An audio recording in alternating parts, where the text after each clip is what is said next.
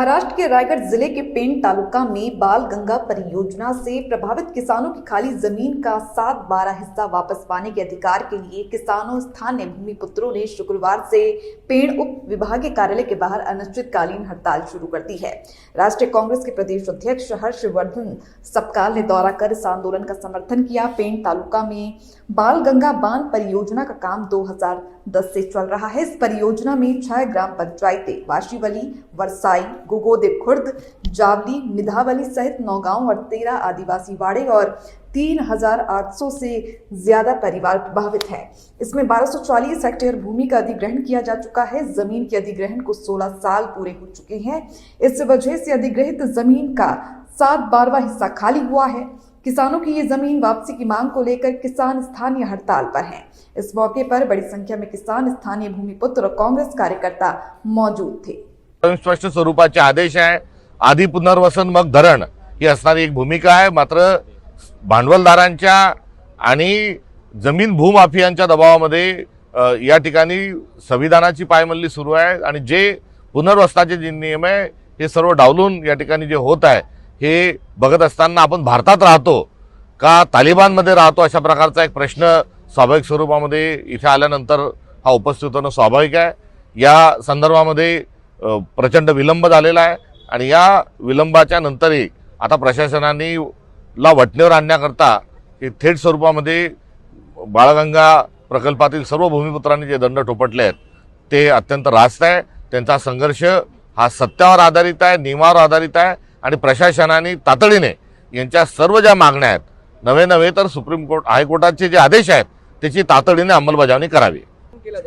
सरकारमधील मंत्री, विधानसभेचे अध्यक्ष, अधिकारी हे इथल्या भूमिपुत्रांच्या जमिनी स्वतःच्या नावावर करून घेण्याचा सपाटा लावलाय। तर दुसरीकडे नियमामध्ये नसणाऱ्या गोष्टी या दबाव आणून त्या ठिकाणी टावर उभारण्याच्या अनुषंगाने किंवा व्यवहार मोठ्या प्रमाणावर होत आहे।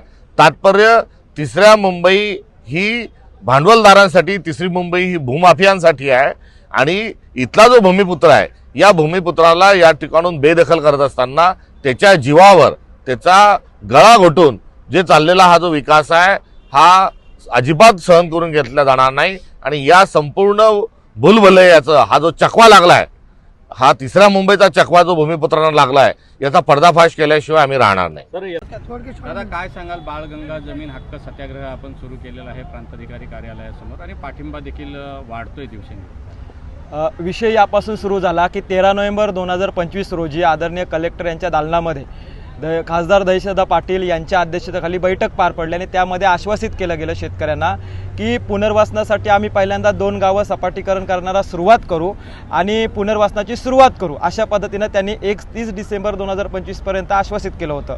मग शेतकऱ्यांनी भूमिका घेतली होती। ज्येष्ठ नेते होसगे साहेब यांनी सांगितलं होतं 1 जानेवारीपर्यंत जर झालं नाही 31 डिसेंबरपर्यंत तर 1 जानेवारीपासून पूर्ण शेतकरी 9 गावं 13 आदिवासी वाड्या या 7/12 कोरा करा या मागणीसाठी रस्त्यावरती येतील आणि त्या ठाम मागणीला घेऊन बाळगंगा धरण प्रकल्पग्रस्त आज रस्त्यावरती आणि उपोषणासाठी बसलेले आहेत। ही तर सुरुवात आहे। या बाळगंगा धरण हा गेल्या 16 वर्षापासून या प्रकल्पाचं काम सुरू आहे आणि जुन्या कायद्यानुसार या जमिनी संपादित केलेल्या आहेत। परंतु आता आलेला जो नवीन कायदा आहे भूमी संपादन कायदा 2013 तो कायद्याचा कलम 101 सांगतोय की ज्या उद्देशासाठी जमिनी संपादित केलेली आहे ती जमीन जर त्या प्रकल्पासाठी 5 वर्षाच्या कालावधीत जर वापरली नाही तर त्या शेतकऱ्याला, मूल मालकाला किंवा त्यांच्या वारसदारांना ती परत द्यावी लागते। बाळगंगा प्रकल्पग्रस्तांच्या जमिनी संपादित करून 16 वर्ष पूर्ण झालेले आहेत आणि प्रकल्प अजून झालेलाच नाही आहे। त्यामुळे आमचं म्हणणं आहे की आमच्या जमिनी ही ॲटोमॅटिक आमच्याकडे परत आलेल्या आहेत। त्यामुळे आमचा कोरा झालेला जमीनचा 7/12 हा आम्हाला परत मिळाला पाहिजे। या अधिकारासाठीच हा बाळगंगा जमीन हक्क सत्याग्रह आम्ही सुरू केलेला आहे। हा लढा कधीपर्यंत सुरू राहील आणि कशा पद्धतीचं संघटन या ठिकाणी सुरू आहे? जोपर्यंत सरकार आमच्याशी संवाद करत नाही, आमच्या मागण्या ऐकून घेत नाही, म्हणजे मागण्या म्हणण्यापेक्षा जो आमचा अधिकार सरकार लक्षात घेत नाही तोपर्यंत आमचा सत्याग्रह चालू राहणार आहे।